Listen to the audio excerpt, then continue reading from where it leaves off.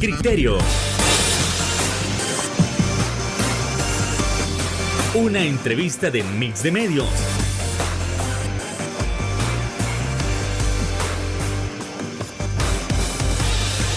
Que aborda frontalmente los problemas de El Salvador con los verdaderos protagonistas y plantea soluciones.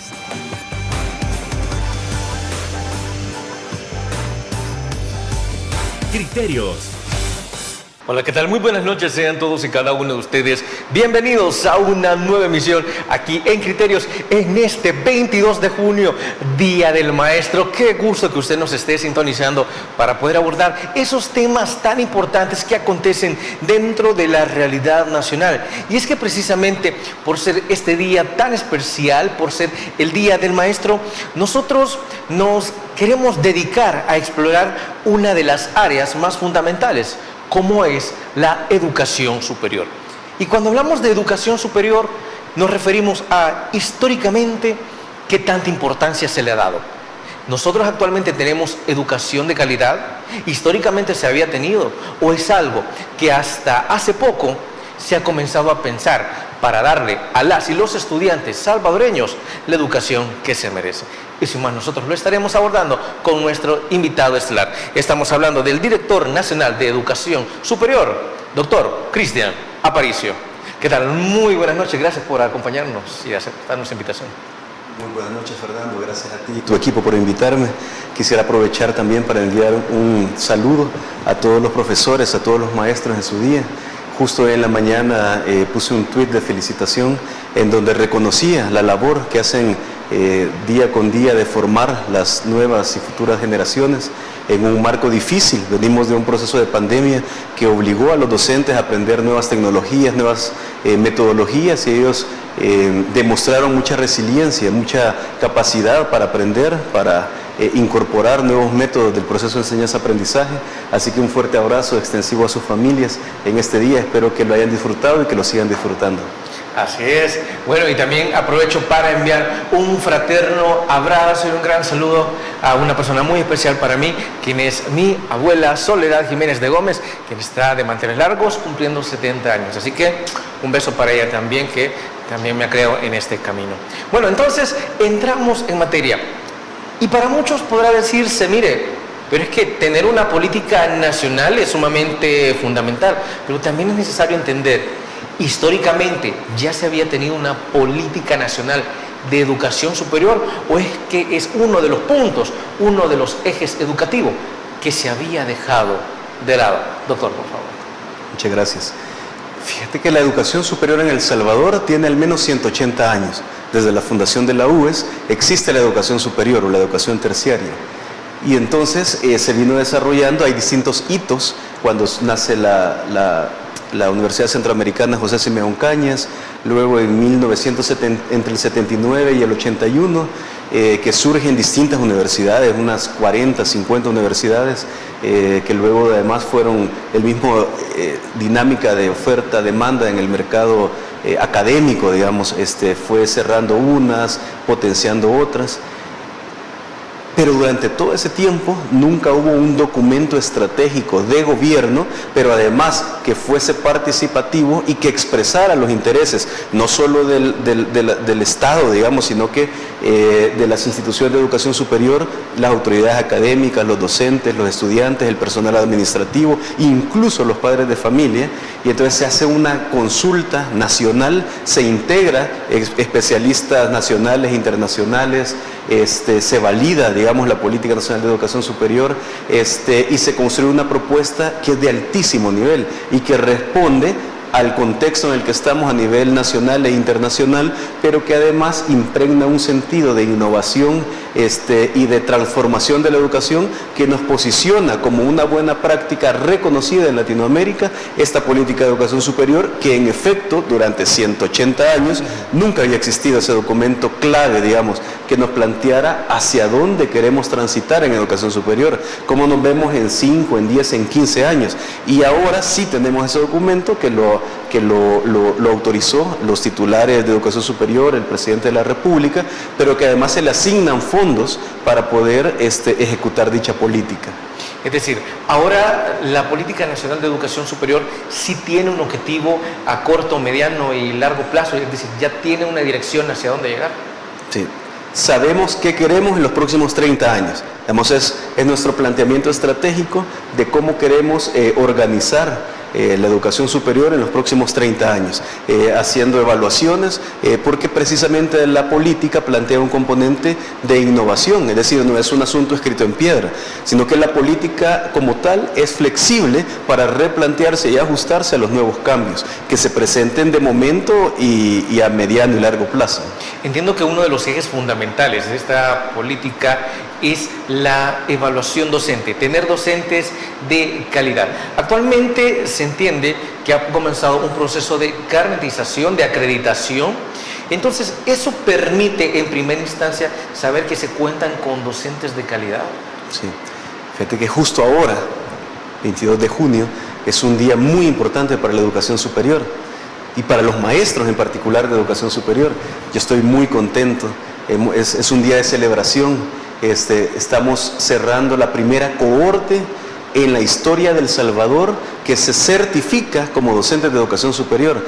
Más de 3.500 docentes de todo el sistema se han capacitado de manera autogestionable a través de un sistema MOOC asincrónico, alrededor de 40 horas en 4 temas que fortalecen las competencias didácticas, de evaluación, metodológicas, de neurociencias, entre otros. Y justo hoy estamos cerrando esa primera cohorte, tenemos una tercera parte de los docentes de educación superior certificados, están muy contentos, a mí me escriben prácticamente todos los días agradeciendo esta capacitación y esta certificación. Se les da un carnet en donde, con su foto y todo, donde se especifica que están certificados en determinadas competencias como educadores de nivel superior. En menos de un mes vamos a lanzar la segunda convocatoria, pero en esta ocasión para una población de 6.000 docentes de educación superior, y con ello tendremos el 100% de los docentes de educación superior debidamente certificados por primera vez en la historia del país. ¿Todos van a salir para este año? Todos lo vamos a tener para este año. Y es algo que nos sorprendió porque lo habíamos planificado para 3 años, capacitar a los 10.000 docentes. Pero fue tan buena la participación, los docentes fueron tan receptivos, desarrollaron los módulos de manera tan eficiente y estaban tan contentos y comprometidos que decidimos hacer una inversión en menos de un mes para el 100% de los docentes de educación superior. Así que esa es una muy buena noticia para el sistema. Sumamente, yo créeme que estoy sumamente de acuerdo también. Algo que también algunos se están preguntando, mire, pero es que ¿qué tan necesario era certificar a las y los docentes de educación superior? ¿Por qué tienen que estar debidamente certificados? ¿Acaso las cosas no se podían dejar así? Su respuesta, por favor, doctor. Sí.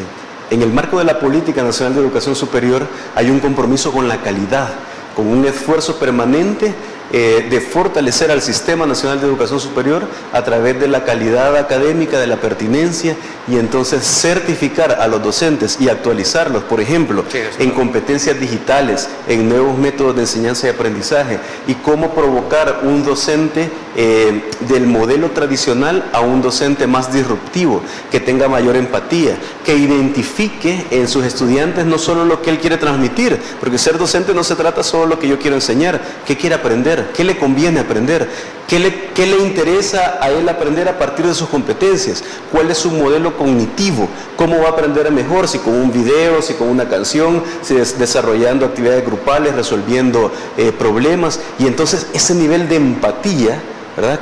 Y ese nivel de conocimiento que debe de tener un profesor, normalmente lo hemos dejado de lado, y hemos tenido profesores muy tradicionalistas, no todos, ¿verdad?, pero que conocen y lo que conocen lo transmiten, y eso nos limita. ¿Cómo provocar el conocimiento in situ, en la clase? Decir a los estudiantes, bueno, aquí tenemos este concepto, desaprendámoslo, rompamos este paradigma, construyamos nuevos paradigmas Aprender juntos. a desaprender. Aprender a desaprender y aprender a construir y aprender a provocar nuevos paradigmas, nuevos consensos, nuevas valoraciones científicas sobre una ciencia es fundamental, porque entonces el aprendizaje se convierte en algo metódico, en algo permanente, algo que se llama duda metódica, se aplica de manera transversal y entonces uno está en constante aprendimiento y en constante reto intelectual y académico para provocar nuevos conocimientos que nos sirvan a todos. Y también entiendo que esto serviría para eliminar viejas prácticas también, ¿sí? De decir, mire, digamos, en el caso del componente empático, mire, estarle gritando a los estudiantes o estarle elevando la voz a cada rato, eso no es un mecanismo, esa no es una dinámica, no es una metodología para que el estudiante aprenda, sino que no solo se aprende de la manera tradicional, que es como, mire, le dejo esta lectura y con la lectura suficiente, si usted quiere aprender, hágalo, si no, no, sino que el componente tecnológico ya es fundamental. Claro, es que lo que ocurre es que nosotros enseñamos como aprendemos. Es una cosa bien difícil. No innovamos. Y es un reto estructural, cultural, al que debemos de enfrentarnos. Porque, es decir, si yo fui maestro durante 15 años aproximadamente, es la segunda cosa que más amo hacer. La primera es ser papá. Pero en esos años que fui docente, normalmente le preguntaba, por ejemplo, a mis alumnos si estaban de acuerdo con educar a sus hijos pequeños a través de castigos y golpes. La gran mayoría me decía que sí, y a mí me sorprendía, porque precisamente estamos acostumbrados a enseñar como aprendimos, y como nosotros aprendimos un poquito a la fuerza, ¿verdad? Hasta hay dichos populares en torno a justificar la violencia hacia la niñez en virtud del aprendizaje, ¿verdad? Mi abuelita decía que la letra con sangre entra. Entonces ese esquema, digamos, ese asunto cultural, tiene que haber un momento en donde lo rompamos. Y no se necesita ni violencia, ni humillación, ni represión, ni exposición, ni acoso académico, ni nada de eso para provocar mejores profesionales. Lo que se necesita es mayor empatía. Es identificar en la otra persona, en el estudiante, qué tipo de competencias y de capacidades y de componentes, digamos, cognitivos tiene para poder mejorar su proceso de enseñanza-aprendizaje y volverlo una persona más crítica. Ahora, entiéndase también que el componente empático es uno de los elementos para poder mejorar la docencia, pero automáticamente esto también quiere decir que con la docencia también se mejora la calidad de la información para los futuros profesionales. Bueno, eso tras la pausa comercial. Volvemos.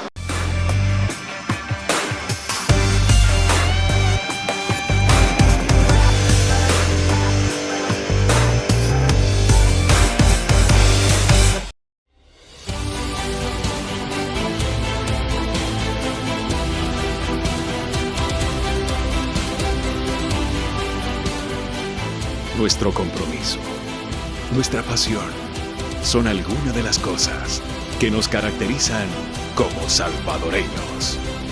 Farmacia La Buena, la farmacia de todos.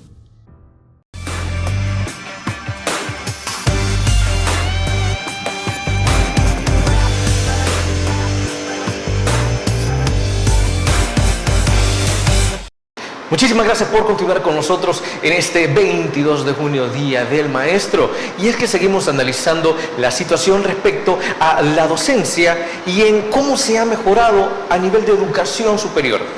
Ya analizamos que los docentes deben estar debidamente certificados. ¿Por qué? Porque al estar debidamente certificados, usted como estudiante, los diferentes alumnos pueden estar tranquilos que van a tener calidad en sus aulas. Pero únicamente con la certificación es suficiente para mejorar la calidad de la educación superior, ¿o qué otros elementos deben incluirse en esto? Por favor, doctor Aparicio. Sí. Comentabas previo a la pauta sobre la cobertura y la calidad. Fíjate de que también en el marco de la política, como Ministerio de Educación y Dirección de Educación Superior, junto con las 41 instituciones de educación superior, lanzamos la campaña Súmate a la U. Súmate a la U es una campaña muy interesante. Tiene una red de voluntarios a nivel nacional. Hay muchos patrocinadores, amigos, personas que apoyan. ¿En qué consiste? Es enviar un mensaje a los estudiantes para que puedan ingresar a la universidad, tomar la decisión de continuar sus estudios de educación superior, pero también es un mensaje que va para los bachilleres que han egresado, que se han graduado, en los últimos 20 años, que todavía es tiempo, que a veces uno tiene, 40, 45 años y dice, ¿ya estudiar para qué? Pero es interesante que puedan estudiar, que puedan retornar. El Salvador está teniendo una dinámica económica, política y social sin precedentes. Entonces, las inversiones que vienen al país en tecnología, El Salvador está siendo visto por muchos empresarios, por muchos presidentes incluso, por muchas compañías transnacionales, corporaciones gigantes, tecnológicas, y entonces están viendo en El Salvador una oportunidad interesante.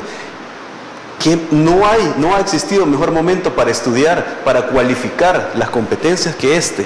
Entonces, en un año tendremos probablemente muchas más empresas de las que hoy están interesadas en invertir en el país y van a requerir principalmente personas que tengan calificaciones en áreas STEM, es decir, en ciencias, en matemática, en ingeniería, en arquitectura, competencias digitales, que conozcan y hablen inglés lo mejor posible, ¿verdad? De manera fluida, y entonces esa dinámica económica se va a fortalecer. ¿Cuál es el concepto de la campaña? Que esta es la generación que decidirá estudiar por el beneficio de todos. Es decir, normalmente la educación siempre es un asunto individual. Querés tener una mejor vida, querés ser alguien en la vida, querés mejorar, entonces estudiar. Pero en esta ocasión no es solo un asunto individual. Es decir, nos estamos trasladando, disculpe que le interrumpa, me suena bastante a la idea de John F. Kennedy. No te preguntes qué es lo que tu país hace por ti, sino qué es lo que tú puedes hacer por tu país. Más o menos. Exactamente, entonces esta generación, todas las generaciones han librado sus batallas y han hecho sus reivindicaciones. Esta generación le toca estudiar en beneficio de su familia, de su comunidad y del país, porque solo a través del estudio y de cualificar a nivel individual podremos tener un país mucho más competitivo, y están las condiciones dadas para poder transitar hacia ese esquema de mayor competitividad que nos provoque un progreso económico sustentable y una mejor calidad de vida a través de un desarrollo humano sostenible. Y entiendo que también se le está apostando a todas esas carreras que van acorde a lo que la misma globalización y la misma innovación, investigación y desarrollo están planteando, ¿no? Es decir, las carreras del pasado son necesarias, pues desde luego, pero no por eso quiere decir que no debemos de innovar, porque si nosotros no desarrollamos, si no innovamos, si no investigamos, por ejemplo, en estas áreas que usted ha mencionado como las STEM, entonces El Salvador se va a quedar atrás. Y por ejemplo, ya el presidente Nayib Bukele había mencionado que El Salvador debía ser un punto tecnológico central para poder desarrollarnos y no quedarnos atrás. Es decir, ¿a eso le están apostando? Sí. El tema es que nosotros hemos hecho una evaluación interna precisamente sobre las carreras del futuro, y como en el marco de la política nos toca apostarle a las carreras del futuro, una de las decisiones fundamentales es cómo incrementar la participación de las mujeres en áreas STEM. ¿verdad? Queremos más mujeres en ingeniería, en ciencia, en tecnologías de la información, comunicaciones, en matemática. Estamos apostando totalmente a incrementar la población de mujeres en áreas STEM, que tradicionalmente ha estado muy baja, muy limitada. Segundo, estamos por lanzar una carrera que son los mecánicos del futuro. Y entonces, junto con el ITCA, vamos a lanzar dentro de poco un técnico cuya especialidad serán los vehículos eléctricos. Excelente. Entonces vamos a montar ya estamos en proceso de montar un laboratorio para vehículos eléctricos, vamos a comprar un vehículo eléctrico y ahí se van a formar los mecánicos del futuro. Digo entre comillas mecánicos porque más allá que mecánica o la electromovilidad, digamos, es un asunto en donde van a aprender programación, donde van a ver temas de software, donde van a ver electricidad, electrónica. Entonces, esos mecánicos del futuro van a ser programadores, van a ser especialistas en energías y en baterías. Entonces, es otro concepto, pero se rompe el paradigma cultural de que si tengo un vehículo eléctrico, es decir, que funciona solo con energía y una batería, ¿quién me lo va a reparar? ¿Quién me le va a dar mantenimiento? Ahí van a estar ya la primera cohorte muy pronto de los mecánicos del futuro. Fíjense qué importante eso, y esto va a la vanguardia incluso con lo que ha sucedido en el Parlamento Europeo, porque se ha declarado que para 2035, fíjense, para 2035 los vehículos que funcionan con gasolina ya no deben estar circulando, al menos en los principales países de Europa. Todo debe ser eléctrico, pero es que ese tipo de medidas, ese tipo de políticas de tecnología, tarde o temprano va a llegar a nuestro país. ¿Y cómo lo va a agarrar usted? ¿Lo va a agarrar desprevenido? O cuando venga el primer vehículo, o los primeros vehículos, usted ya no tiene por qué preocuparse, aparte de la plata, claro, porque va a saber que tiene mecánicos preparados para los autos eléctricos. Es decir, se le está apostando al futuro. Sí, definitivamente, como decía hace un momento, estamos en momentos de cambios muy importantes y desde la academia debemos de prever esos cambios y debemos de prever todas las carreras del futuro. Vamos a, por supuesto, a constituir, a facilitar otras, pero en el marco de la política y además siendo coherentes con la visión estratégica de nuestro presidente Nayib Bukele, estamos en función de articular todo el sistema de cara al futuro. Y crear las condiciones, las competencias y las habilidades necesarias para poder transitar a ese futuro tecnológico que se requiere. Entiendo que también para implementar la Política Nacional de Educación ha habido un incremento en el presupuesto, un incremento que también en gobiernos anteriores, administraciones anteriores, no se había dado o ni siquiera se había planteado. ¿En esta ocasión sí? Fíjate que sobre eso yo no suelo hacer valoraciones de carácter, digamos, políticas, porque mi rol es bien técnico y bien académico. Sí, así es. Sin embargo, quisiera destacar, porque no puedo pasarlo por alto, dos cosas. Primero, de que la visión de los gobiernos anteriores era poco estratégica, fíjate. Yo, platicando, integrándome en el marco de la educación superior, me he dado cuenta y corroboro cada vez más con evidencia y todo, de que no había una planificación de hacia dónde transitar. La Dirección Nacional de Educación Superior, por ejemplo, para inversión de fortalecimiento de la educación superior, tenía un presupuesto anual de alrededor de $20,000. La nueva asignación que tenemos de parte de las autoridades para fortalecer la política, para mejorar las condiciones en las universidades, es de alrededor de 1.5 millones que se están ejecutando para mejorar condiciones del día a día en educación superior. Otra cosa que a mí me preocupó, y que esto es, digamos, dentro de lo estratégico lo más importante, es que nosotros tenemos una ley actual de educación superior que fue construida en términos conceptuales allá por 1950, que se actualiza de manera simple, con poca visión, en 1995, entra en vigencia en 1996, y que es, sinceramente, con esa ley nos podemos avanzar.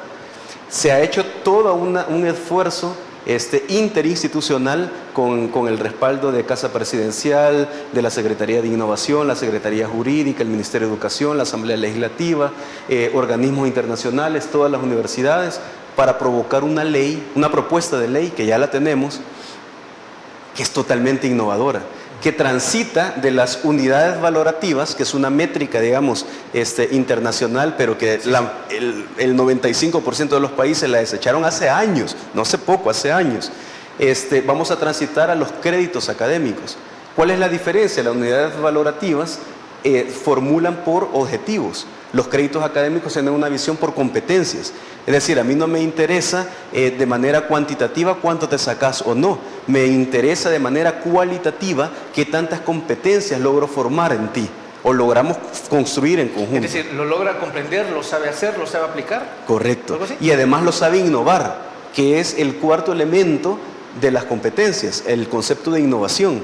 Entonces, esta ley da un salto de calidad años, muchos años, en relación a la ley que tenemos vigente, y hace un planteamiento integral de la educación. Por ejemplo, el otro esquema de los créditos académicos es que desaparece la función tiempo. El Salvador es de los pocos países que se ha quedado donde una licenciatura se saca en 6 años. Eso no puede continuar. La nueva propuesta de ley tiene el enfoque de créditos académicos en donde la función tiempo desaparece y si un estudiante tiene el tiempo, las competencias y las ganas, puede sacar una carrera en 3 años y medio, fácil.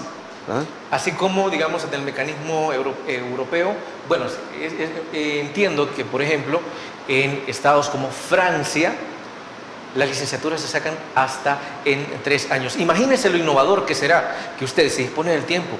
Ya no se tarde 5, 6, 7 años en la universidad, sino que lo aproveche bien y lo saque en menos tiempo.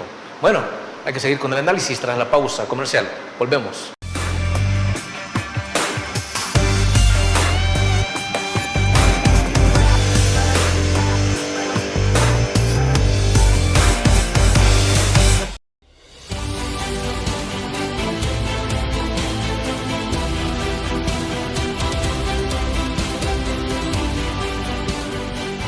Nuestro compromiso, nuestra pasión, son algunas de las cosas que nos caracterizan como salvadoreños. Farmacia La Buena, la farmacia de todos.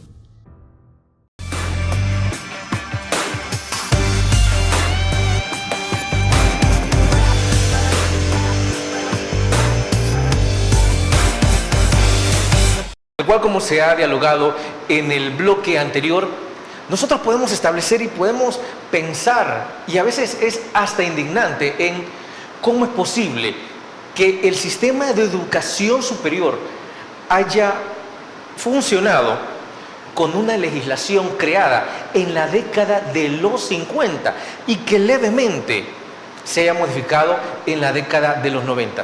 ¿De qué manera podía haber progreso?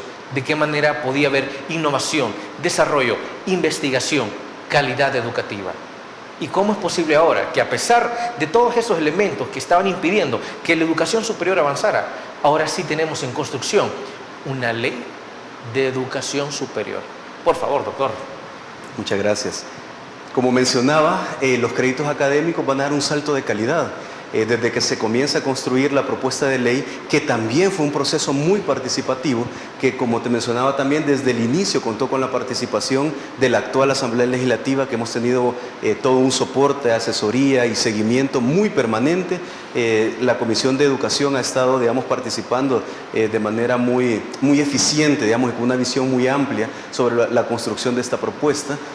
Se ha tenido reconocimientos también de la forma en que se construyó. Sabes que esta ley se validó con alrededor de 3.500 estudiantes, con más de 400 docentes, con todas las autoridades académicas, con la participación de alrededor de 11 instituciones de gobierno, con distintos sectores, empresa privada, sector internacional, la comunidad internacional.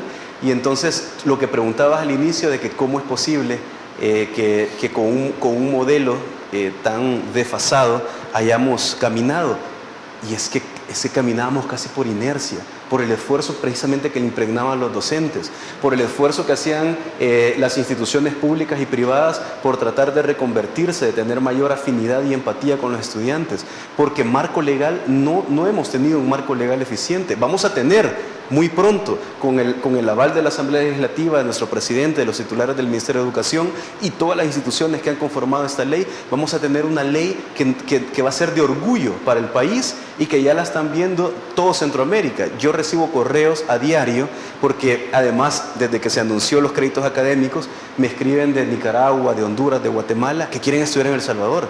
Y entonces vamos a convertir al país en un destino académico, que nosotros no somos hoy por hoy un destino académico fuerte, ¿verdad? Pero vamos a convertir a El Salvador en un destino donde van a querer venir de Centroamérica. ¿Por qué razón? Porque los créditos académicos son internacionalmente aceptados. Las unidades valorativas hay que hacer todo un esfuerzo matemático, lobby, gestión, y es bien frustrante además. Con el tema de los créditos vamos a poder homologar, vamos a poder registrar este título, vamos a poder hacer carreras con doble titulación, cotituladas con universidades extranjeras. Sí, que eso todavía entonces, no lo podemos hacer, entiendo. Lo podemos hacer, pero es muy engorroso. Porque la transformación de unidades valorativas con créditos académicos es como lo que dicen tradicionalmente de comparar peras con manzanas. Es decir, sí, no es posible. Es bien complicado. Entonces, este salto de calidad que vamos a hacer con la ley, con el marco legal, que responde a la política, es decir, primero construimos la política y la lanzamos, se le asigna un presupuesto de parte del gobierno central y luego se asigna una comisión pro ley que construye una propuesta de manera participativa, que es una propuesta innovadora, y entonces estas dos dinámicas en toda Latinoamérica se considera hoy por hoy una buena práctica en gestión pública y en gestión de la educación superior. Hay algo que me llama la atención dentro de los sectores que usted mencionaba que han participado en la creación y en la misma aplicación de esta nueva normativa, y hay más de 3.200 estudiantes. Fíjese qué importante es incluir a los estudiantes, es decir, no solo se está incluyendo a docentes, no solo se está incluyendo al sector público, al sector privado, sino también a los estudiantes también se les está haciendo escuchar, se les está haciendo sentir que ellos son importantísimos si nosotros queremos avanzar verdaderamente en educación. Es decir, se les han hecho consultas a ellos también. Si no, espérame.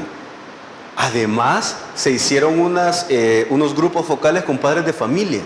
Es decir, la visión de los padres de familia, la visión de los administrativos, de la secretaria, de los docentes, del coordinador, del decano, del estudiante, de los estudiantes de todas las facultades, de estudiantes hombres y mujeres, de todas las carreras, de nuevo ingreso y de último año, de profesionales que ya egresaron, están impregnadas en la propuesta de ley de educación superior. Es decir, tratamos de no dejar a nadie fuera de este proceso, porque una propuesta puede ser muy buena, pero si además de ser buena, de ser innovadora, que destaque, de ser pertinente para el contexto nacional e internacional, además en el componente de participación, integra el sentir y la opinión de todos los actores estratégicos del sistema, entonces se considera una buena práctica. Entonces hemos logrado un consenso.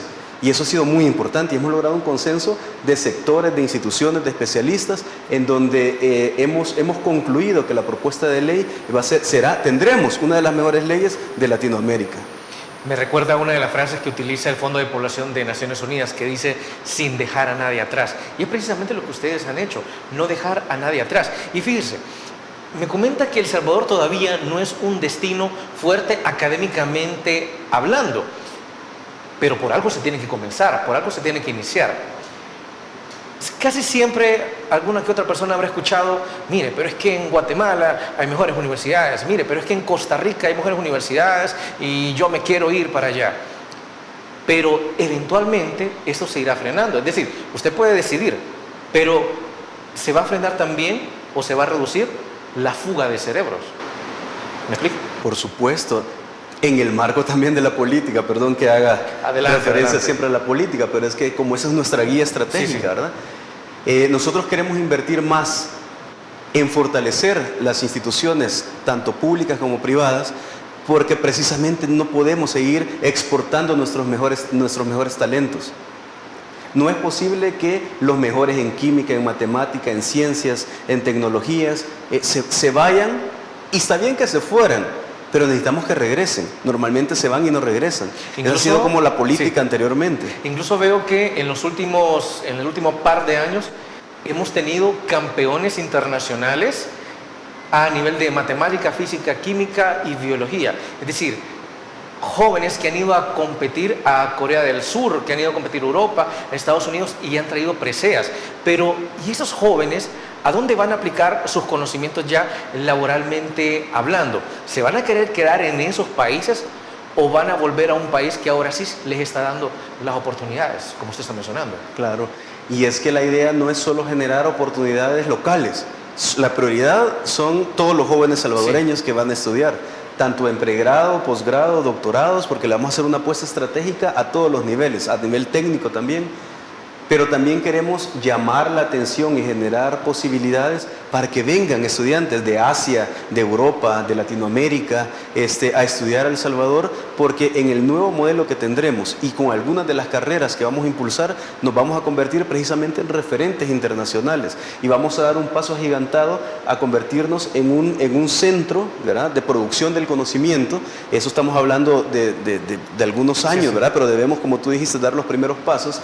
Y entonces El Salvador, en algunos aspectos, incluso ya ha comenzado a destacar. En toda Centroamérica fuimos tuvimos el mayor incremento interanual en educación superior. Somos 228,000 usuarios en educación superior.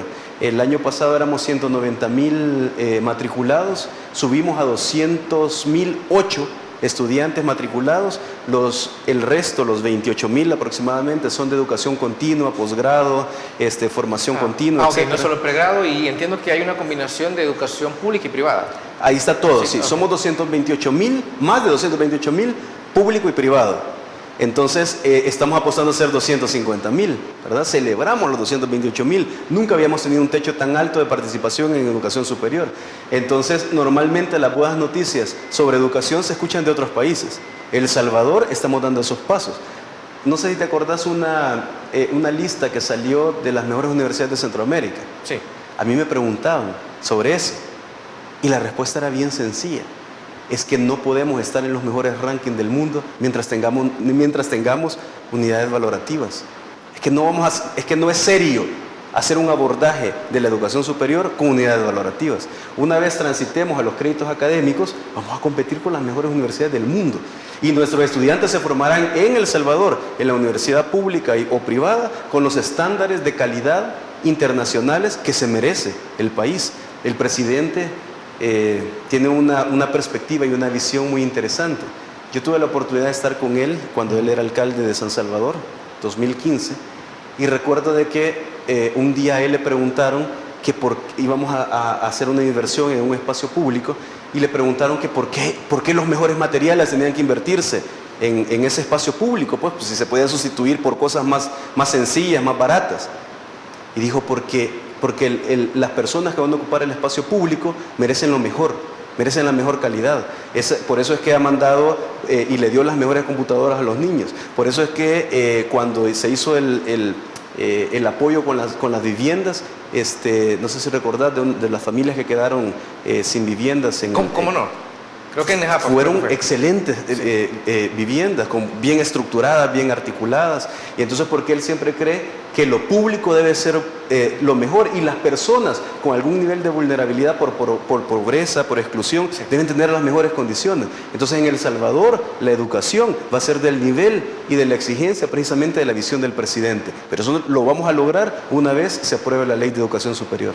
Y vamos a continuar con el análisis de esta ley tras nuestra siguiente pausa comercial. Esto es Criterios. Volvemos.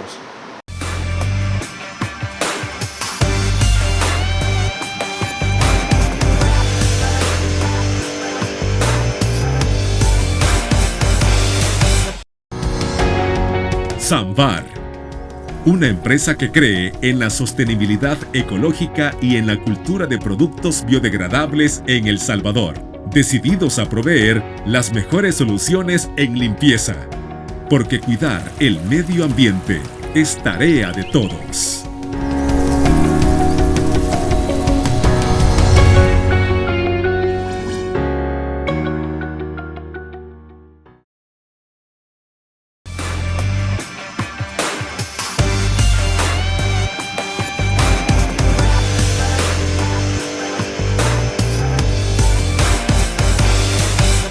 Y es que otro punto que no se debe dejar de lado es la accesibilidad a la educación superior.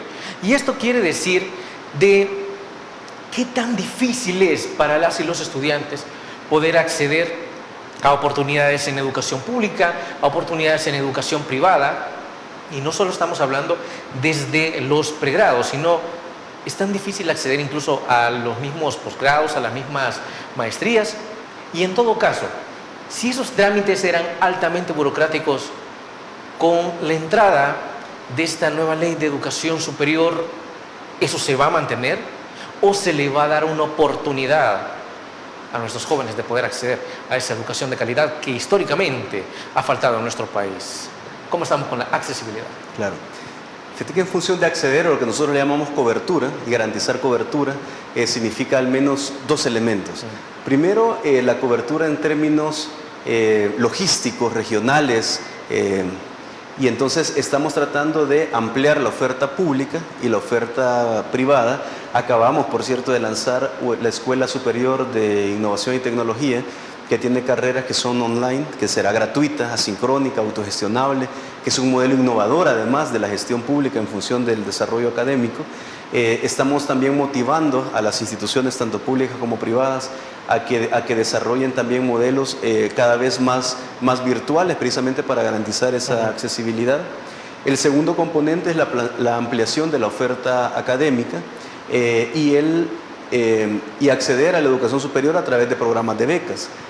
El Salvador está ejecutando uno de los programas de becas más amplios, más exitosos, más pertinentes y más focalizados que se ha desarrollado, la beca Roque Dalton. Además, desde el Ministerio de Educación hacemos gestión para becas privadas. La Universidad de El Salvador ha ampliado la cobertura. Se ha hecho un acompañamiento también de instituciones no gubernamentales, de empresas privadas, para generar mayor accesibilidad, y todo este esfuerzo lo que provocó son esos 228,000 usuarios de educación superior que antes no los teníamos. Entonces, por supuesto que queremos más. ¿Eso qué significa en términos generales? Que el número promedio de estudios de los salvadoreños se va a incrementar. Y al incrementar el número promedio de años estudiados, aumentamos la competitividad del país y nos volvemos más atractivos. Entonces, uno puede mover la media en los extremos. Si nosotros descuidamos, por supuesto, la educación inicial, ¿verdad? O en primera infancia y todo, podemos tener un problema, pero también si descuidamos la educación superior. Si nosotros incorporamos más gente a educación superior y si hacemos que los estudiantes o las personas que egresaron en los últimos 20 años retomen a educación superior, vamos a incidir en esa tabla. Y al incrementar ese número, entonces nos volvemos más atractivos para la inversión extranjera privada. Es decir, pero estamos hablando en este intervalo de 20 años de personas que aún no tengan una carrera o que ya la tengan pero necesiten seguir estudiando. Ambas. Estamos motivando a todos los bachilleres que retomen a nivel técnico y de pregrado, y todas las personas que sacaron su licenciatura en su momento que retomen maestría, y los que tienen maestría que retomen sus doctorados. Vamos a tener, y también hemos recibido muchas solicitudes de Centroamérica cuando anunciamos que tendremos la primera maestría y doctorado, ¿verdad?, en gestión de la educación superior, y tendremos unos profesores de altísimo nivel. Tenemos un equipo de especialistas en donde está, por ejemplo, el encargado de la educación superior de la Organización de Estados Americanos, de la Organización de Estados Iberoamericanos, especialistas, el ex viceministro de Educación de Costa Rica, tenemos el vicerrector académico de Rice University en Estados Unidos, tenemos a Arizona State apoyando a la Universidad de Carolina, tenemos a gente de la UNAM, tenemos una integración de especialistas que van a dar esa maestría y ese doctorado en gestión de la educación superior. ¿En serio? Y hay rectores de Centroamérica que nos han escrito, han dicho, nosotros queremos estar en esa primera cohorte. Y ese es un proyecto del Ministerio de Educación que lo financia el Ministerio de Educación, no va a tener costo, ¿verdad? Porque la idea es motivar a una nueva generación de autoridades académicas que tengan una visión estratégica acorde a la política de educación superior y acorde a la visión estratégica de hacia dónde va el gobierno de El Salvador. Y esto puedo darme cuenta, imagínense, esto sí va totalmente en serio, porque estamos hablando de que no son las autoridades que rigen la educación superior salvadoreña están trabajando por crear algo que funcione, algo verdaderamente bueno, algo para hacer que las palabras del presidente Bukele pesen muchísimo más, que lo público debe ser igual o mejor que lo privado. Y cuando usted me dice es que los rectores de Centroamérica quieren ser partícipes de esta obra de innovación, de esta educación de calidad de la cual se está gestando, esto es para sentirnos altamente orgullosos. Y también no solo los docentes, sino los mismos estudiantes los cuales van a tener estas oportunidades. Además, hay algo que me llama la atención. Dentro de la política nacional, y quiero saber si dentro de la misma ley va incluido, es la aplicación de las habilidades blandas.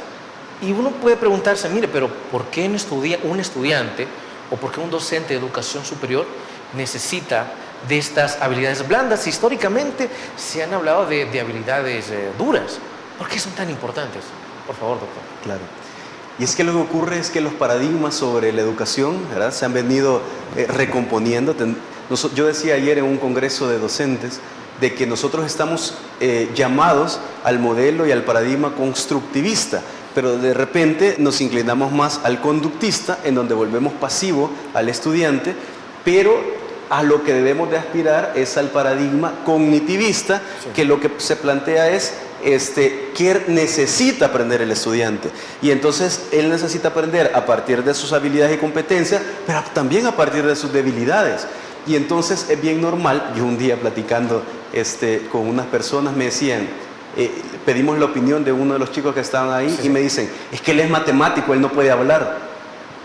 Entonces, es como que de repente los ingenieros asumen que no pueden hablar, ¿verdad? De repente ahí se ponen como viñetas, etiquetas a las niñas, no se les exige entonces de que sepan jugar con carritos o que los desarmen, o que jueguen con, sino que hemos como puesto viñetas por género, por estratos sociales, estereotipos. Entonces, las habilidades blandas son transversales, la capacidad de comunicarse, la inteligencia emocional, reconocerse a sí mismo, que no lo hacemos, es importante. Reconocer en la persona que es un ser humano con determinadas características, que tiene que tener salud nutricional, salud emocional, salud mental, que debe de disfrutar la escuela, que no lo podemos encajonar ni su creatividad ni sus criterios, sino que al contrario debemos de potenciarlo.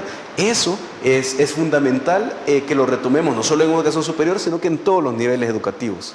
Nuestra siguiente pausa comercial. Estos criterios. Volvemos.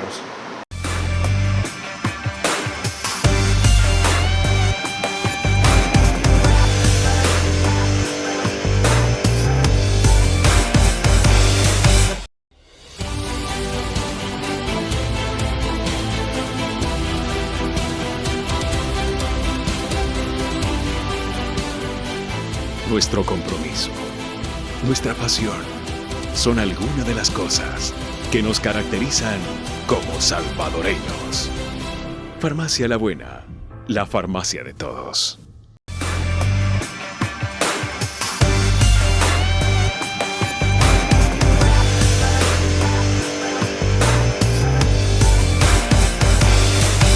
A fin de cuentas, en el resto del año, ¿qué es lo que nos espera para mejorar la educación superior? Por favor, doctor.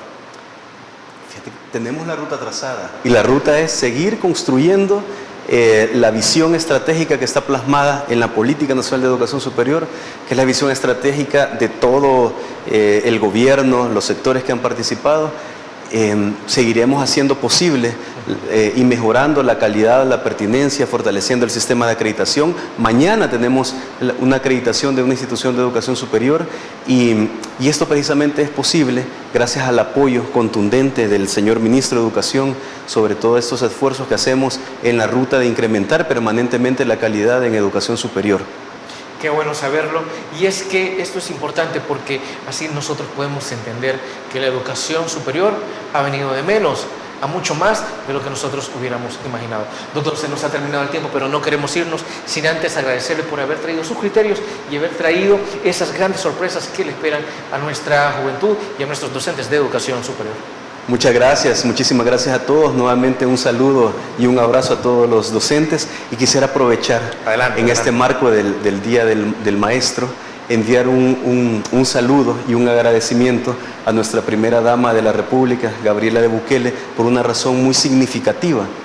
Y es que fíjate que ella nos ha enseñado muchísimas cosas. El Ministerio de Educación nos ha enseñado a replantearnos cosas, nos ha enseñado a priorizar a la primera infancia, que había sido un sector prácticamente olvidado en el pasado. Y esos aprendizajes que han sido muy útiles, muy pertinentes, han provocado, por ejemplo, que en educación superior tengamos una mesa de responsabilidad social cuyo énfasis es la primera infancia. Entonces, señora primera dama, muchísimas gracias por todo el aprendizaje que impregna día a día en el Ministerio de Educación. Y este mensaje y también el debido agradecimiento, porque estos niños serán el verdadero futuro de nuestro país. Amigos, amigas televidentes, gracias por habernos sintonizado una vez más. Como siempre, recuerde, el criterio más importante en todo aspecto lo tiene usted. Y una cosa más, un abrazo y feliz día del maestro. Buenas noches. Criterio. Una entrevista de Mix de Medios.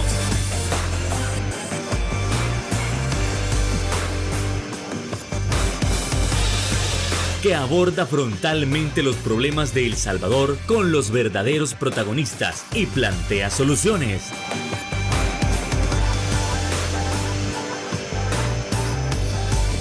Criterios